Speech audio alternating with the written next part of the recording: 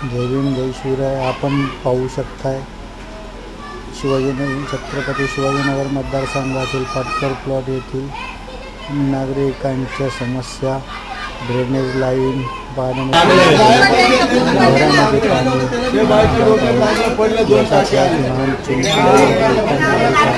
या बघा पाणी निघतंय ना असं मंदिर रोज भरतोय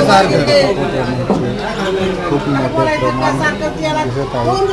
पूर्ण प्रभागामध्ये याचा त्रास होत आहे.